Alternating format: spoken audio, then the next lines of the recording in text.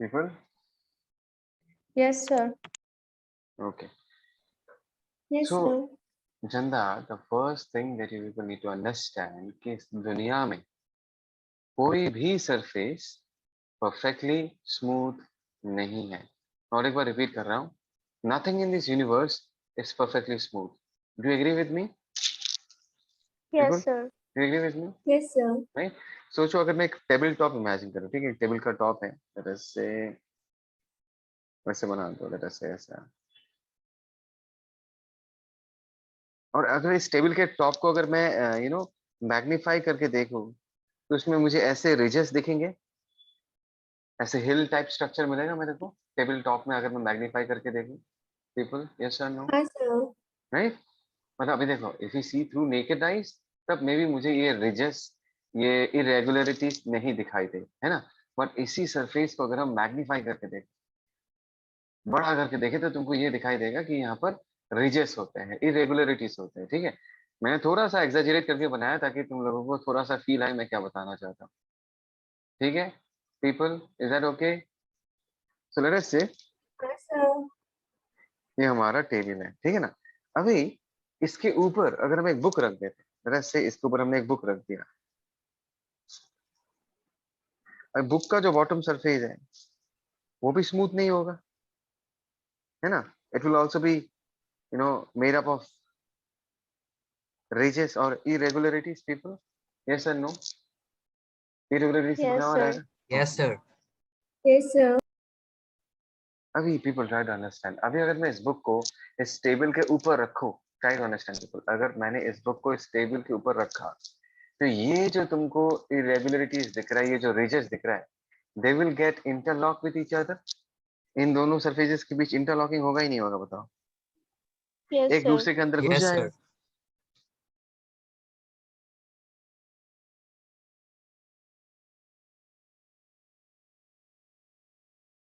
इस चीज को ना फील करने की कोशिश करो। ये दोनों सरफेसेस अगर मैंने एक दूसरे के ऊपर रख दिया, तो ऊपर वाले सरफेसेस का जो जिगजैग क्या बोलते हैं रिजेस है, और नीचे वाले टेबल का जो जिगजैग रिजेस है, they will get interlock with each other, एक दूसरे के अंदर घुस जाएंगे, ठीक है। नाउ देखो दुनिया में क्या है, दुनिया में ऐसे भी सरफेसेस है जिसको हम स्मूथ बुलाते हैं, और कुछ सरफेसेस को रफ बुलाते हैं। जो सरफेसेस रफ बुलाते हैं उसमें ऐसा रिजेस या ऐसा इरेगुलरिटीज तुमको बहुत ज्यादा दिखाई देगा। अगर तुम कहते हो कि नहीं this surface is relatively smoother, smoother का मतलब क्या है? स्मूदर का मतलब ये नहीं है कि परफेक्टली प्लेन होगा। स्मूदर का मतलब ये है कि यहाँ पर जो तुमको ये रिजेस दिख रहा है, ये जो जिगजैग साइड दिख रहा है, ये थोड़ा कम होगा as compare to rough surfaces. Is that clear people? समझ में आया? Yes, Yes, sir.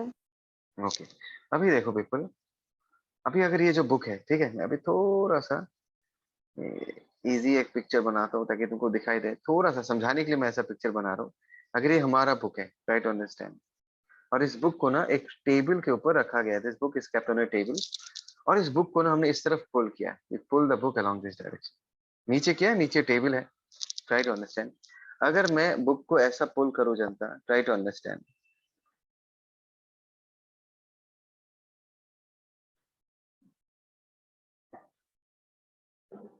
और नीचे ये हमारा टेबल है, ठीक है।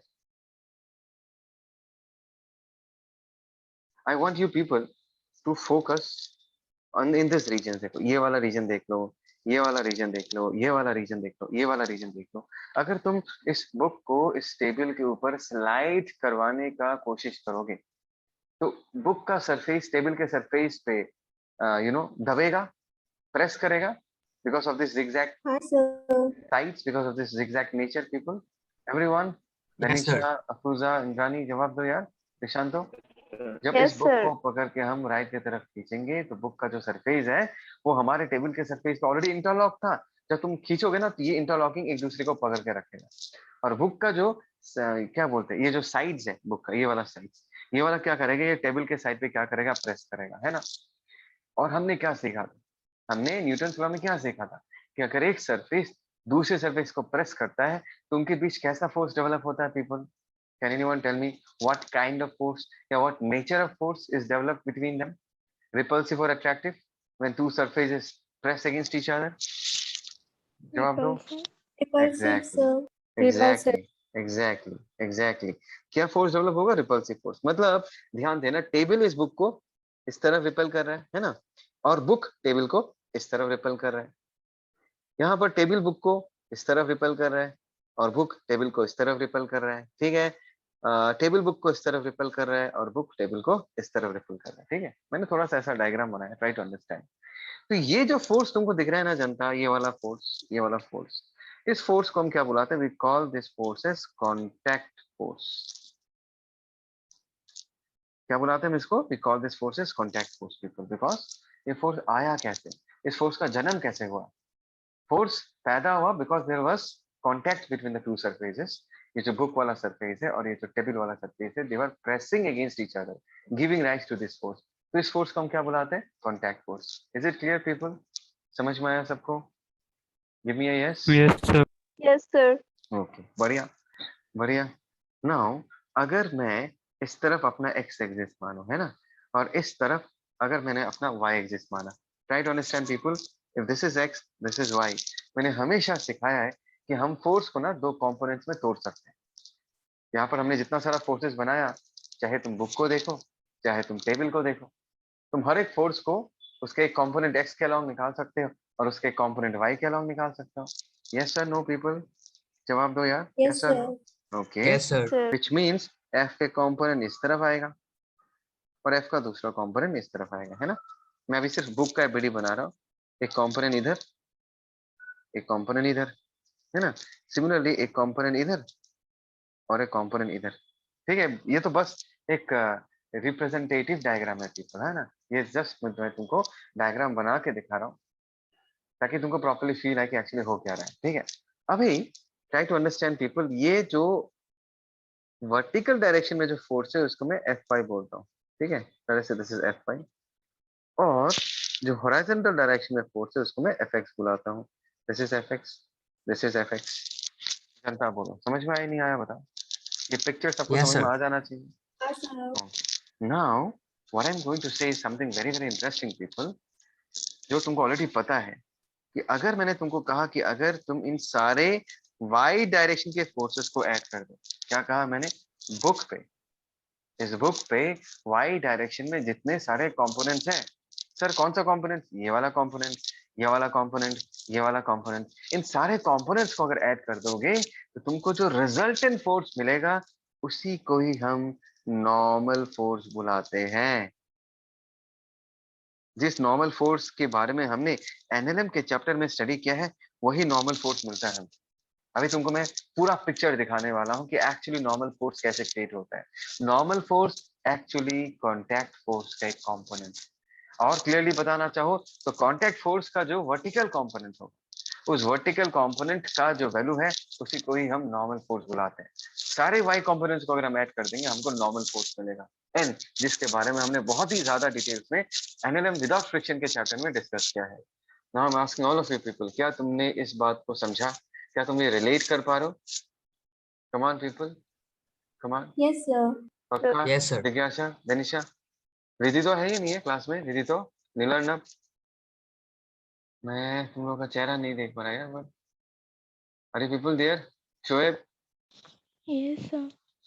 रिधि तो नहीं है क्लास में आज। Yes, नीलर्णव sir. कहाँ है? Yes, sir. नीलर्णव कहाँ है? नीलर्णव भी नहीं है। और ये निशान, नहीं सर. ये प्रॉब्लम क्या है यार? मैंने तो पहले ही बोल दिया था यार आज। पता नहीं चला शायद। पता नहीं चला है शायद से। सर मैंने कॉल भी किया, रिसीव नहीं किया। ओके ओके, मैं तो बोल ही दिया था यार तुम लोगों को कि 6 to 7 के अंदर क्लास लूंगा। You should have been more careful यार। ठीक है, कोई नहीं। तो ये y कंपोनेंट के फोर्सेस पे रिजल्टेंट को नॉर्मल बोलते हैं। यहाँ तक सबको समझ में आ गया people? Yes yes people, Yes. Okay. Now इस चैप्टर में, ये जो चैप्टर है, this chapter is dedicated to the discussion about this x वाला फोर्स। ये जो x वाला कंपोनेंट है जनता, अगर मैं सारे x कंपोनेंट्स को ऐड कर दूं तो मुझे जो फोर्स मिलने वाला है उसी को ही हम फ्रिक्शन बुलाते हैं। कभी कभी हम इसको छोटे f सिंबल से भी रिप्रेजेंट करते हैं जनता। बोलो ये कॉन्सेप्ट समझ में आया नहीं आया? जितने सारे fx component, fx fx fx दिख रहा है सबको? ये वाला fx, ये वाला एफएक्स, ये वाला एफएक्स, इन सारे एफएक्स कंपोनेंट्स को अगर हम उनका वेक्टर समेशन निकालें तो हमको क्या मिलने वाला है? We are going to get a new force called as friction. और ये पूरा चैप्टर इसी टॉपिक पे है, about the discussion of friction people. बोलो, is it clear to all of you? Is it clear to all of you people? Yes, yes और sir. No? Yes, which sir. Means which Yes, means sir. That means तुमको ये पता चल गया कि हमने यहाँ पर जो कांटेक्ट फोर्स लिखा था जनता, contact force F, can I say that F vector, इसके कंपोनेंट है दैट इज F5 वेक्टर, और इसका दूसरा कंपोनेंट है Fx वेक्टर। F5 वेक्टर क्या होगा? नॉर्मल वेक्टर, और Fx वेक्टर क्या होगा? Friction vector.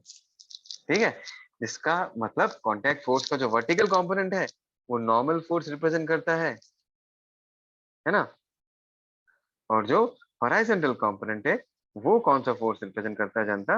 वो फ्रिक्शन रिप्रेजेंट करता है। very interesting thing people, that means normal and friction, they are actually component of the same contact force. और एक बार people, normal force and frictional force are component of the same contact force people. Yes or no? Yes or no people? Yes, sir. So Yes, sir. अगर ऐसा है, can I say magnitude of contact force is nothing but root over of people n square plus h square? Can I say that people?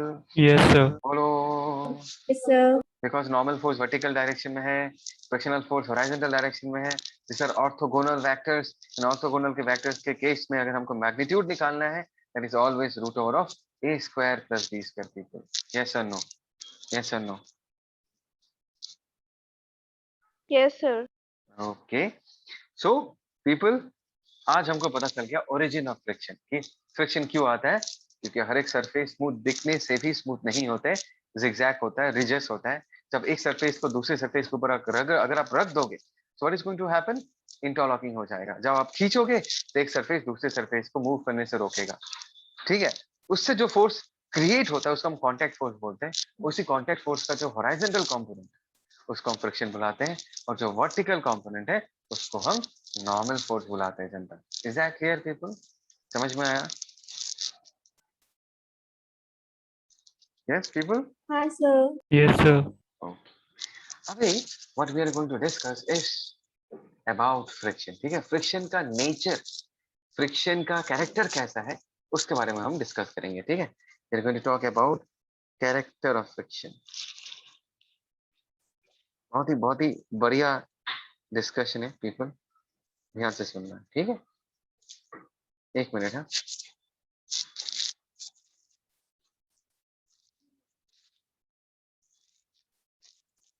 ठीक है, okay. so let's take an example। ठीक है, सोचो तुम्हारे पास एक अलमीरा है। ठीक है, एंड दिस अलमीरा के अंदर पूरा कपड़ा सपड़ा है, एकदम हेवी अलमीरा है। Is that okay people?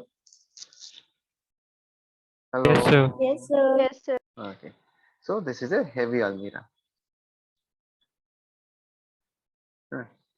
एक बहुत ही हेवी अलमीरा है, और मैंने तुमको कहा कि तुमको ना इस अलमीरा को पुश करना है, धक्का देना है। That means you are now going to push the अलमीरा। ठीक है, तो हम इस सिचुएशन को एनालाइज करेंगे, और तुमको क्या करना है, तुमको इस हैवी अलमीरा को ना धीरे धीरे पुश करना है, मतलब अपने फोर्स को धीरे धीरे इंक्रीज करोगे। ठीक है, इज दैट ओके पीपल? फिर से कह रहा हूँ, एक Yes, heavy sir. अलमीरा है, तुमको मैंने कहा हाँ, कि इस sir. अलमीरा को धक्का देना है। तुम कितना फोर्स लगा रहे हो उसको तुम रिकॉर्ड करोगे, और मैंने कहा कि तुम फोर्स को धीरे धीरे इंक्रीज करोगे। ठीक है, तो इस डिस्कशन को हम आगे बढ़ाते हैं।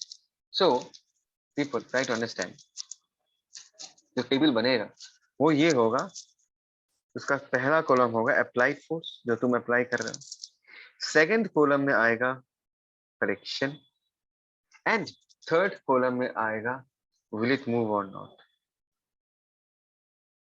विल इट मूव, यस और नो में हम जवाब देंगे इसका। ठीक है, हम इस चीज को एनालाइज करेंगे, और ये पूरा का पूरा तुम्हारे कॉमन सेंस में बेस्ड है। ठीक है, अभी जनता एक बात बताओ, अगर तुम इस अलमीरा को धक्का देना चालू करोगे और तुमने बहुत ही कम फोर्स अप्लाई किया, बहुत ही लॉजिकल है पीपल, ट्राई टू अंडरस्टैंड। मैंने क्या कहा कि तुमने इस अलमीरा को धक्का दिया, एंड लेट अस से तुमने इनिशियली बहुत ही कम फोर्स लगाया, विल द अलमीरा मूव पीपल? क्या ये अलमीरा मूव करेगा? No, sir. नहीं करेगा, No, राइट? sir. ऑब्वियसली नहीं करेगा। सो लेट अस से तुमने अप्लाई कितना किया है, लेट अस से तुमने 1 यूनिट फोर्स अप्लाई किया है, ठीक है? मैं तो वैल्यू नहीं दे रहा, लेट अस से 1 यूनिट फोर्स तुमने अप्लाई किया है। अभी पीपल ट्राई टू अंडरस्टैंड, तुमने जो इस अलमीरा पे ऐसा फोर्स लगाया, एफ अप्लाइड फोर्स, फिर भी अलमीरा मूव नहीं किया, इसका मतलब ये है कि इस अप्लाइड फोर्स को किसी दूसरे फोर्स ने बैलेंस किया होगा। नहीं तो न्यूटन भैया ने क्या कहा था? न्यूटन भैया ने कहा था कि अगर किसी ऑब्जेक्ट पे एक अनबैलेंस्ड फोर्स लगता है तो वो एक्सीलरेट करेगा, उसका स्टेट चेंज होगा। अगर ये अलमीरा पहले रेस्ट में था, धक्का देने के बाद भी अगर ये अलमीरा रेस्ट में ही रहता है, इसका मतलब ये हुआ कि तुमने जो 1 यूनिट फोर्स लगाया, that 1 unit force has been cancelled out by some other force which is also acting on the almirah people. Yes or no? जवाब दो, हाँ या ना? Yes, sir. Can you people tell me वो कौन सा force है जो तुम्हारे अप्लाइड फोर्स को कैंसिल कर दिया? Friction. यस। Friction. तो अगर तुम इसको धक्का दोगे तो जमीन इस अलमीरा के बॉटम सरफेस पे it will be applying friction in the opposite direction. People दिख रहा है ये friction? Is it visible to all of you? Yes, sir. Yes, sir. Okay, now as you already know कि ये जो अलमीरा ये मूव नहीं कर रहा, व्हिच मींस फ्रिक्शन ने भी कितना अप्लाई फोर्स किया होगा? फ्रिक्शन ने भी 1 यूनिट फोर्स अप्लाई किया होगा, तभी ना ये मूव नहीं कर रहा। कम ऑन पीपल, तभी ना ये Yes, मूव नहीं sir. कर रहा। Yes, sir. यस और no? Yes, sir. Okay, so in this case will it move? No, it will not move. ठीक है। उसके बाद जैसे मैंने तुमको कहा था, तुम अपने फोर्स को और थोड़ा increase, let us increase, let us say that you increase your force little bit. 1 unit से इस बार तुमने कितना फोर्स अप्लाई किया जनता?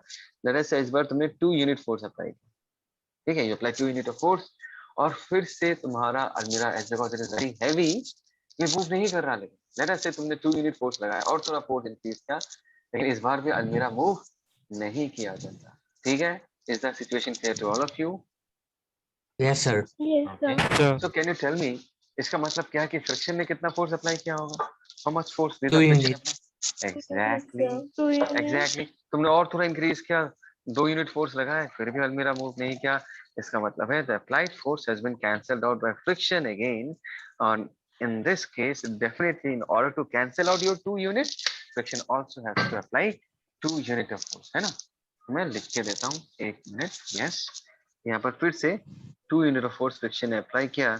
In this case did the अलमीरा मूव? नो, इस बार भी मूव नहीं किया और ये सिलसिला चलता रहता है। तुमने और थोड़ा फोर्स बढ़ाया, लेट अस से इस बार तुमने कितना फोर्स अप्लाई किया? 3 यूनिट। इस बार भी तुमने देखा कि अलमीरा मूव नहीं किया, तुमको ये समझ में आ गया कि भाई फ्रिक्शन ने भी इतना ही अप्लाई किया होगा। नो, फिर तुमने 4 यूनिट भी अप्लाई किया।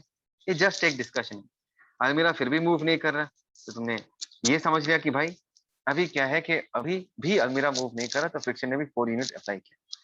ठीक है?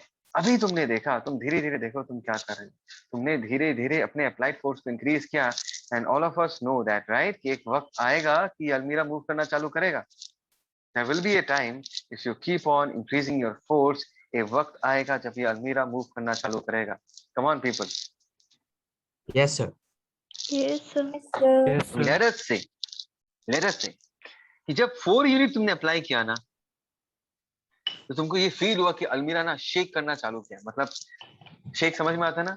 शेक कब होगा? When it is about to move, just move करने वाला है, उसके पहले थोड़ा सा मूवमेंट तुमको फील होगा, थोड़ा सा शेक फील होगा। पीपल, यस और नो? यस और no? Yes, sir. Yes, Yes, sir. है ना? तो मैं ये कह सकता हूँ कि 4 यूनिट में मोशन इम्पेंडिंग है, impending motion. Now what is the meaning of impending motion जनता? इम्पेंडिंग मोशन का मतलब है about to happen. That means the motion in this case is about to happen जनता। बोलो ये लैंग्वेज तुमको समझ में आया? इम्पेंडिंग मोशन का मतलब क्या है? Yes, sir. हाँ, Yes, मतलब sir. तुमने Yes, 4 यूनिट sir. अप्लाई किया और तुमने फील किया कि भाई अभी तो अलमीरा अपना ये क्या बोलते हैं उसको, ये जो रट लगाया हुआ बैठा होता है कि मूव नहीं करूंगा, वो खत्म होने वाला है। कहता अलमीरा is now about to move. ठीक है? तो 4 यूनिट में तुमने ये रियलाइज किया। देखो 4 यूनिट में मैं ये नहीं कह रहा कि वो मूव करेगा, मैंने कहा कि 4 यूनिट तक ये मूव नहीं कर रहा था, लेकिन 4 यूनिट में तुमको रियलाइज हो जाएगा कि भाई अभी जो है अगर मैं अपना फोर्स थोड़ा सा भी इंक्रीज करूं तभी अलमीरा मूव कर जाएगा। दैट मीन्स अभी तुमने थोड़ा सा फोर्स इंक्रीज किया, लेट अस से तुमने कितना इंक्रीज किया? 0.1 यूनिट इंक्रीज कर दिया, 4.1 यूनिट, और तुमने देखा कि अलमीरा मूव करना चालू कर दिया है। दैट मींस अलमीरा हैज स्टार्टेड मूविंग। तुमने 4 यूनिट तक मूव नहीं किया और तुमने तब रियलाइज कर ही चुका थे कि अगर मैं अभी और थोड़ा फोर्स दूं तो ये मूव करना चालू कर देगा। तो नेक्स्ट टाइम तुमने थोड़ा सा ही फोर्स इंक्रीज किया, 4.1 यूनिट, और तुमने ये देखा कि अलमीरा मूव कर गया। Is this picture clear to all of you? Is this Yes, sir. picture clear to all of you? Yes, sir. Yes, So sir. let's Yes, decode sir. एक फिजिक्स के स्टूडेंट के हिसाब से, एक बंदा जिसको फिजिक्स आता है उसके हिसाब से अगर मैं सिचुएशन को डिकोड करना चाहूँ तो मैं कैसे डिकोड करूंगा। मैं सबसे पहले ये पूछूंगा कि भाई ये अलमीरा तो मूव कर गया। अगर ये अलमीरा मूव कर गया इसका मतलब ये है कि 4.1 यूनिट को इस बार फ्रिक्शन बैलेंस नहीं कर पाया, क्योंकि इसके पहले तक 1 यूनिट, 2 यूनिट, 3 यूनिट, 4 यूनिट, हर बार फ्रिक्शन ने अप्लाइड फोर्स को बैलेंस कर दिया। दैट वाज द रीजन ये अलमीरा मूव नहीं कर रहा था। जिज्ञासा, समझ में आया? Yes, sir. इतना टेंशन में जो सांस ले रही है, कोई प्रॉब्लम हो रहा है? No, sir. ओके। सर वो माइक ऑन था, पता नहीं था। मुझे लगा बहुत दुखी वाला। क्या सर, बोलते No, हैं? sir. हाँ निशान बोलो। सर छोटा सा समरी मिल सकता है क्या? छोटा सा क्या? Summary sir. भाई ये एक पहला क्लास खत्म होने वाला है, अभी तेरे को समझ ही दूंगा तो सबका लॉस हो जाएगा यार। हाँ सर, ठीक है सर, मैं रिकॉर्डिंग देख लूंगा सर। तो कहाँ था भाई? Where were you? सर मैंने सर आपको मैसेज किया। रिकॉर्डिंग तो सीन क्या है देखो। मैं ये कह रहा था कि अगर तुमने 4 यूनिट पे तुमने ये रियलाइज किया कि अलमीरा मूव करने वाला है, तूने 4.1 अप्लाई कर दिया, ठीक है, फॉर एवरीवन पीपल। ये अलमीरा अगर मूव करना चालू कर देता है, इसका मतलब ये है कि अभी अलमीरा पे जो फ्रिक्शन लग रहा है उसने 4.1 यूनिट को बैलेंस नहीं किया है। The friction could not balance Yes, sir. 4.1 unit, which means इस बार भी फ्रिक्शन का वैल्यू कितना रह गया होगा? 4 unit. 4 यूनिट ही रह गया होगा। दैट इज द रीजन वो 4.1 को बैलेंस नहीं कर पाया, है ना। मैं फिर से कहता हूँ जनता, अगर तुम अलमीरा को धीरे धीरे धक्का देना चालू करोगे तो इनिशियली वो मूव नहीं करेगा, लेकिन एक वक्त के बाद वो मूव करना चालू करेगा। इनिशियली क्यों मूव नहीं कर पा रहा? बिकॉज फ्रिक्शन ने तुम्हारे अप्लाइड फोर्स को बैलेंस कर दिया। बट एक वक्त के बाद अगर अलमीरा मूव करना चालू कर देता है, इसका मतलब ये है कि अभी और फ्रिक्शन तुम्हारे अप्लाइड फोर्स को बैलेंस नहीं कर पा रहा। दैट मीन्स तुम्हारा जो अप्लाइड फोर्स है वो फ्रिक्शन से ज्यादा है, and that is the reason अलमीरा starts moving along the direction जिस तरफ तुम धक्का देना चालू कर देते हो। Is that clear people? बोलो, समझ में आया नहीं आया? Is it clear to all Yes, of you? sir. Yes, sir. तो देखो, इस पूरे ऑब्जर्वेशन से हम कंक्लूशंस क्या डिराइव कर सकते हैं। सबसे पहला कंक्लूजन जनता जो हम डिराइव कर सकते हैं यहां से वो ये है कि फ्रिक्शन जो है, सुनना ध्यान से, फ्रिक्शन जो है that is a self adjusting force. Sir self adjusting का मतलब क्या है? क्या मुझे कोई थोड़ा अटेम्प्ट करेगा? सेल्फ एडजस्टिंग का मतलब क्या है? मैंने सेल्फ एडजस्टिंग क्यों कहा जनता? देख, it is as if, sir अपना वैल्यू बढ़ा भी सकता है। Yes exactly. देखो जब तूने 1 अप्लाई किया तब फ्रिक्शन ने कितना अप्लाई किया जनता? 1 ही अप्लाई किया है। 1. जब तूने 2 अप्लाई किया तो फ्रिक्शन ने कितना अप्लाई किया? 2 ही अप्लाई किया है। जब 3 अप्लाई किया तो 3 अप्लाई किया। जब 4 अप्लाई किया उस वक्त उसने 4 ही अप्लाई किया। मतलब फ्रिक्शन अपने आप को एडजस्ट कर रहा है। अगर मैं तुमको पूछूं ये बताओ तो फ्रिक्शन कितना लगा सकता है मैक्सिमम, तुम लोग तो 4 यूनिट ही बोलोगे ना। बोलोगे हाँ या ना जनता? अगर मैंने बोला Yes, फ्रिक्शन sir. मैक्सिमम कितना फोर्स लगा सकता है, जवाब तो यही दोगे ना, सर मैक्सिमम तो 4 यूनिट लगा सकता है। बट क्या वो हमेशा 4 यूनिट लगाता है? The answer is no. No, sir. Friction हमेशा रिलेटिव मोशन को रोकना चाहता है। इसके बारे में मैं बढ़िया से डिस्कस करूंगा आगे जाके, बट अभी के लिए I want to keep things simple and easy for you people to understand. मैं बस तुमको ये दिखाना चाहता हूँ, देखो फ्रिक्शन कितना बढ़िया तरीके से अपने आप को एडजस्ट कर दिया according to the applied force. Friction हमेशा चाहेगा कि दोनों सरफेसेस के बीच घिसाई ना हो, तो जैसा जरूरत होगा वैसा ही वो फोर्स सप्लाई करेगा। जब 1 यूनिट को बैलेंस करना था उसने 1 यूनिट ही अप्लाई किया। जब 2 को बैलेंस करना था उस वक्त उसने 2 अप्लाई किया। जब 3 को बैलेंस करना था तब उसने 3 ही अप्लाई किया। 4 को बैलेंस करना था 4 ही अप्लाई किया। लेकिन जब तुमने 4.1 अप्लाई कर दिया उस वक्त फ्रिक्शन और बैलेंस नहीं कर पाया, फ्रिक्शन का वैल्यू और बढ़ नहीं पाया, इससे हम ये कह सकते हैं कि फ्रिक्शन का एक लिमिट होता है। This is the second observation. Friction, अच्छा, इट हैज ए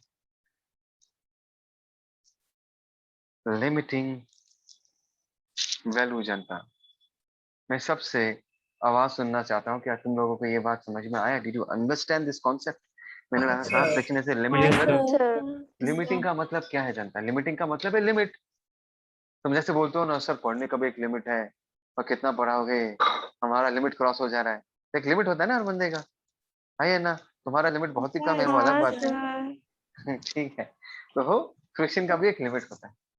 तो मतलब 4 यूनिट के बाद तुम्हारा फ्रिक्शन बढ़ेगा नहीं। तो हमने ये कंक्लूड किया कि पहली बात क्या है कि भाई फ्रिक्शन अपने आप को सेल्फ एडजस्ट कर सकता है, और दूसरा क्या है कि फ्रिक्शन का वैल्यू जो उसके पर्टिकुलर लिमिट होगा, एक मैक्सिमम वैल्यू होगा, उसके बाद फ्रिक्शन और बढ़ नहीं सकता।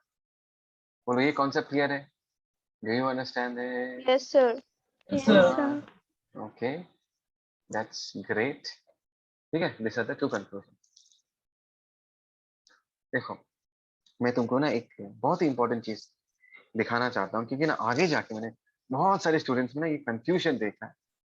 बहुत लोगों को लगता है कि जब घिसाई होता है तभी फ्रिक्शन आता है, जब घिसाई होता है। बट अगर तुमने इस पूरे कहानी को ध्यान से देखा है, तुमको ये पता होना चाहिए कि इवन दो व्हेन द अलमीरा was not moving, even though जब ये अलमीरा मूव नहीं कर रहा था, उस वक्त भी लेकिन जमीन अलमीरा पे फ्रिक्शन लगा रहा था। Do you agree with me people? Do you agree yes with me? Sir. हाँ, Yes, sir. Yes, sir. देखो 1 यूनिट अप्लाई किया, 2 यूनिट अप्लाई किया, 3 यूनिट अप्लाई किया, 4 यूनिट अप्लाई किया, अलमीरा मूव किया क्या? बताओ, डिड द अलमीरा Sir. मूव? नहीं किया। फिर नहीं भी तो सर। फ्रिक्शन लग रहा था ना, फिर भी तो फ्रिक्शन लग रहा था।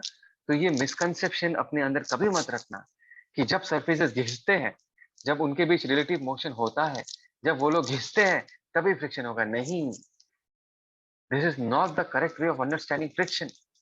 फ्रिक्शन हमेशा उस वक्त आएगा as soon as there is a tendency of motion।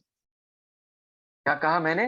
Friction उसी वक्त आ जाएगा जिस वक्त there will be a tendency of motion between contact surfaces।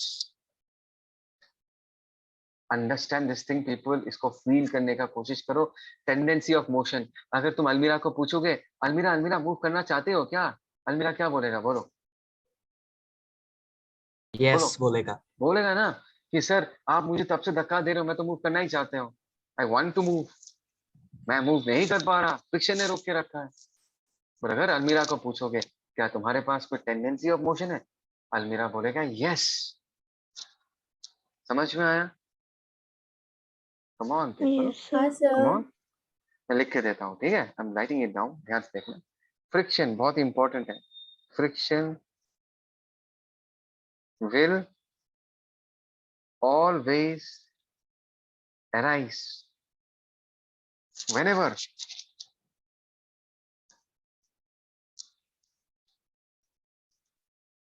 there is a tendency of motion। Tendency का मतलब फील आता है ना जनता? टेंडेंसी का मतलब मूव करना चाहता है, मूव नहीं कर रहा, यस लेकिन whenever there is a Sir. tendency of motion और there is relative motion। मैंने ये भी नहीं कहा कि घिसेगा तो फ्रिक्शन नहीं होगा, घिसने से तो फ्रिक्शन आएगा ही। इस तरह टू सरफेसेस जो एक दूसरे के ऊपर स्लिप कर रहे हैं, घिस रहे हैं, तब तो फ्रिक्शन आएगा ही।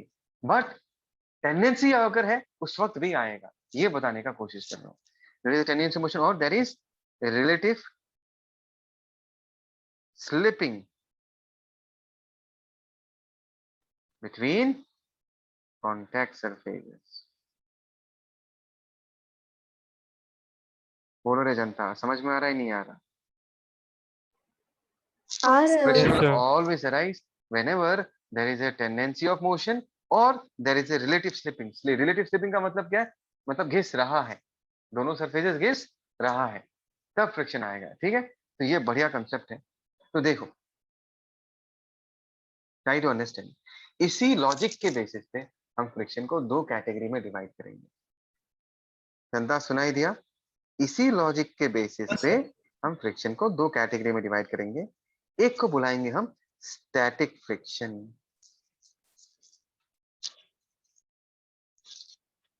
और एक को हम बुलाएंगे काइनेटिक फ्रिक्शन।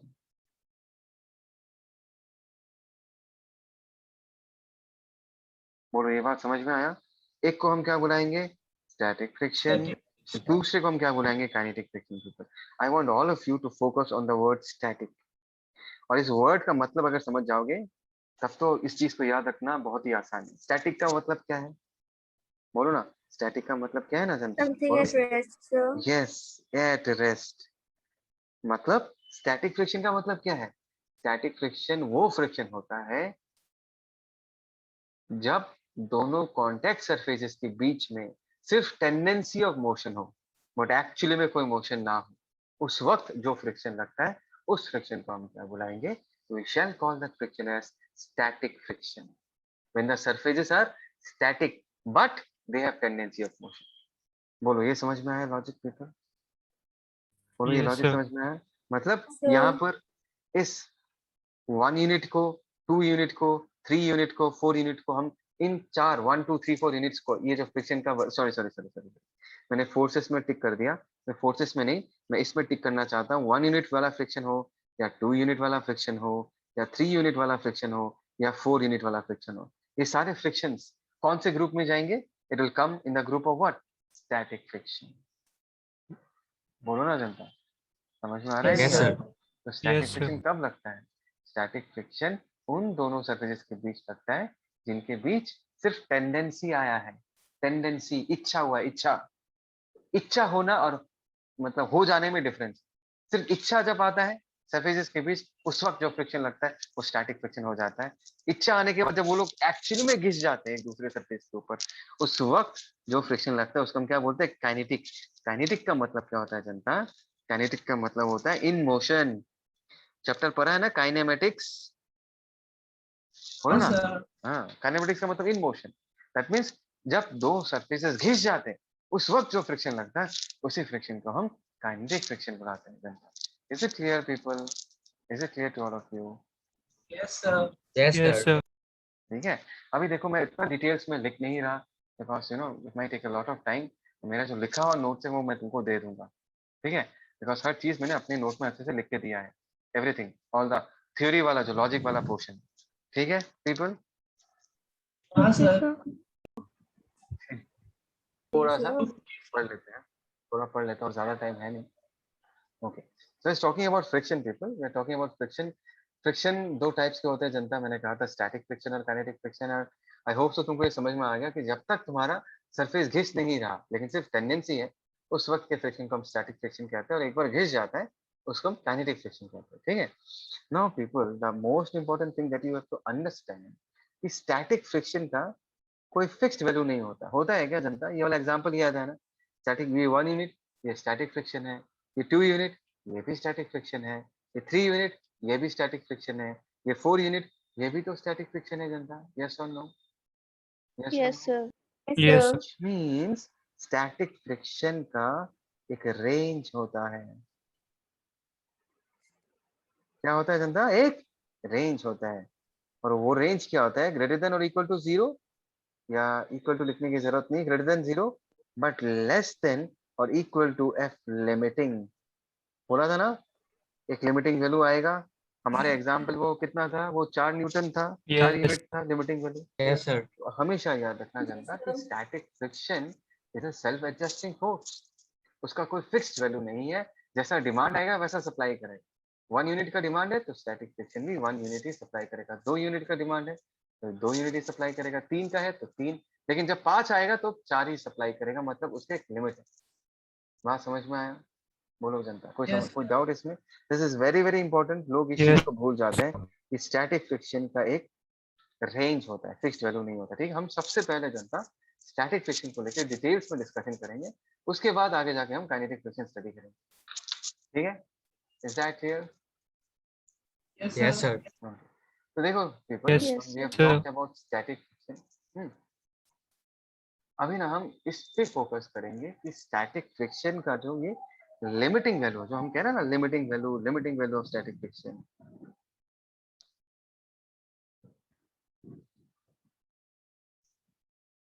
इसका वैल्यू कितना होगा? बिकॉज इसका तो कुछ वैल्यू होगा ना। लिमिटिंग का कुछ एक फिक्स्ड वैल्यू होगा ना कि भाई ये लिमिट है, तो ये लिमिटिंग वैल्यू कितना है वो हम अभी डिस्कस करेंगे। यस और नो? यस और no? Yes, sir. Can I say people Yes, sir. कि हमारा सरफेस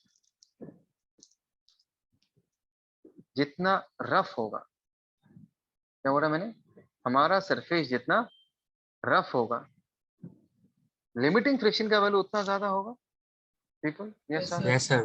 ओके, हाँ सर। Yes, sir. सो मैं ये कह सकता हूँ कि हमारा लिमिटिंग फ्रिक्शन किस पे डिपेंड करता है? It depends upon the roughness of the surface. मतलब सरफेस जितना रफ उतना ज्यादा जिगजैग, उतना बढ़िया इंटरलॉकिंग, उतना ज्यादा फ्रिक्शन। ठीक है, रफनेस ऑफ द सरफेस पे डिपेंड करता है। एक नेक्स्ट वाला साइड भी बना लेता हूँ, दैट इज ये दूसरा वाला साइड है जनता है। ये हो गया हमारा इंटरलॉकिंग दोनों सरफेसेस के बीच। मेरे से नीचे वाला जो ये टेबल है, एक मिनट थोड़ा सा अच्छे से बनाता हूँ। ये हमारा टेबल है ना जनता, नीचे वाला हमारा टेबल है, उस पर हमने एक ब्लॉक रख दिया या बुक रख दिया, ठीक है ना। और मैं इस पे भी कहूंगा कि लिमिटिंग फ्रिक्शन का वैल्यू किस पे डिपेंड करता है जनता। एक बात बताओ, इन दोनों सरफेसेस के, ब्लैक वाला सरफेस और ब्लू वाला सरफेस, इन दोनों के बीच का इंटरेक्शन फोर्स क्या है? Can I say normal is the interaction force. Black वाला ब्लू वाले सरफेस को एन फोर्स से रिपेल कर रहा है, और ब्लू वाला सरफेस ब्लैक वाले सरफेस को एन फोर्स से रिपेल कर रहा है। This are interaction forces. बोलो ना। Yes, sir. sir. Yes, sir. तो एक बात बताओ, Yes, sir. जितना ज्यादा नॉर्मल होगा, नॉर्मल तो प्रेसिंग टेंडेंसी बताता है, yes sir no? Yes sir. Normal Yes, दोनों Yes, सरफेसेस का प्रेसिंग टेंडेंसी बताता है। तो एक बात ये समझो जनता कि जितना ज्यादा नॉर्मल होगा, मतलब उतना ज्यादा ब्लैक वाला सरफेस ब्लू वाले सरफेस के अगेंस्ट प्रेस कर रहा है, यस सर नो? ब्लू वाला सरफेस यस सर। ब्लैक वाले सरफेस के अगेंस्ट प्रेस कर रहा है, और जितना ज्यादा प्रेसिंग टेंडेंसी होगा उतना बढ़िया इंटरलॉकिंग होगा। हाँ, sir. हाँ सर। Yes, समझ आ रहा है नहीं यार? Yes, sir. देखो मैं तुमको एक एग्जांपल देता हूँ। सोचो मैंने अफरूजा को टेबल, अच्छा अफरूजा के घर में एक टेबल है, जैसे दिस इज द टेबल, एक मिनट, ये इसका स्टडी टेबल है एक तरीका, ये स्टडी टेबल है अफरूजा का। अफरूजा तू है? yes, sir. तो अफरूजा को मैंने बोला अफरूजा इस टेबल को खींचो, तो अफरूजा खींच रही है ना, she pulls the table along this table, pull कर लेती है, बढ़िया है, she pulls the table. Afroza तेरा कोई सिबलिंग है, भाई भाई बहन कोई है, एनीवन? Yes, sir. कौन है, भाई या बहन? भाई बहन दोनों है। दोनों है, बढ़िया है। चलो, तो अफरूजा को मैंने नेक्स्ट सिचुएशन क्या दिया कि this is Afroza, try to understand. और अफरूजा को बोला कि भाई इस बार भी ना तुम टेबल को पुल करो, लेकिन इस बार मैंने क्या किया, अफरूजा के दोनों भाई बहन को मैंने इस टेबल में बिठा दिया, both of them are sitting sibling. समझ में आया? और मैंने कहा कि अफरूजा इस बार टेबल को खींच के दिखा। तो जनता एक बात बताओ, केस 1 या केस 2, किस केस में अफरूजा को टेबल खींचना ज्यादा डिफिकल्ट होगा? In which case will Afroza find? Two. Second Yes. Case. या दैट इज ऑब्वियस राइट, हमारा कॉमन सेंस ये कहता है कि सेकंड केस में अफरूजा को टेबल खींचना ज्यादा मुश्किल होगा। ज्यादा मुश्किल क्यों होगा यार? अफरूजा को टेबल खींचने से रोक कौन रहा है? Is it not friction? तो Yes, पैरों में sir. जो फ्रिक्शन लग रहा Yes, sir. Yes sir. तो एक बात बताओ, यहाँ पर जो फ्रिक्शन लग रहा है इसको मैंने एफ डैश दिया।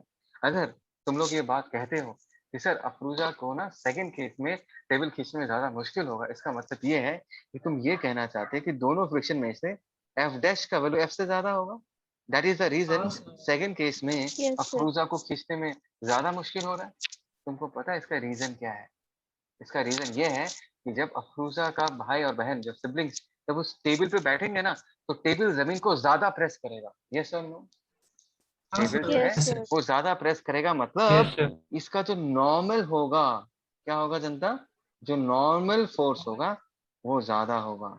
नॉर्मल फोर्स अगर ज्यादा होगा तो इंटरलॉकिंग और स्ट्रांग होगा, इंटरलॉकिंग अगर स्ट्रांग होगा तो फ्रिक्शनल फोर्स भी ज्यादा होगा। दैट मीन्स मैं ये बताना चाहता हूँ कि लिमिटिंग फ्रिक्शन का वैल्यू नॉर्मल फोर्स पे भी डिपेंड करता है, क्योंकि नॉर्मल फोर्स तुमको एग्जैक्टली ये बताएगा, 5 मिनट लगेगा मेरे, नॉर्मल फोर्स तुमको ये बताएगा कि कितना स्ट्रॉन्ग इंटरलॉकिंग है, जितना स्ट्रॉन्ग इंटरलॉकिंग है उतना ही ज्यादा फ्रिक्शन लगेगा। बोलो ये कॉन्सेप्ट समझ में आया नहीं आया, ये एग्जांपल समझ में आया नहीं आया, बता। Yes, sir. हाँ Yes, sir. sir. Right, okay. So तो लिमिटिंग फ्रिक्शन का जो फॉर्मूला, लिमिटिंग फ्रिक्शन क्या है? Limiting friction is nothing but the upper limit of static friction, ऐसे समझना, upper limit of what, of static friction. बोलो ये समझ में आया? This is the upper limit of static friction, और उसका वैल्यू पाया जाता है रफनेस ऑफ द सरफेस को हम एक सिंबल से रिप्रेजेंट करते हैं जिसको हम बोलते हैं म्यू एस। तो रफनेस के लिए हमने म्यू एस लिख दिया और नॉर्मल फोर्स के लिए एन लिख दिया, and this is the formula for limiting friction, that is mu S into N. Mu S क्या रिप्रेजेंट करता है जनता? It represents roughness of the surface, और नॉर्मल एन क्या रिप्रेजेंट करता है? एन ये रिप्रेजेंट करता है कि कितना स्ट्रांगली ये दोनों सरफेसेस एक दूसरे को प्रेस कर रहा है। बिकॉज उसका डायरेक्ट कंक्लूजन क्या होगा, जितना स्ट्रांगली प्रेस करेगा उतना बढ़िया फ्रिक्शन लगेगा। बोलो ये बात समझ में आया?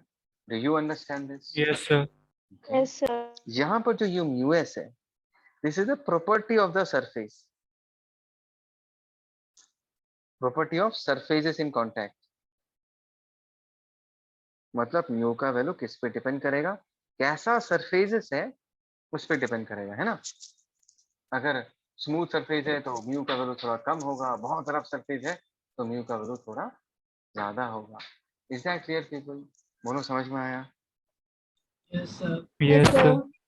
ओके। म्यू को हम क्या बुलाते हैं? We call mu S coefficient,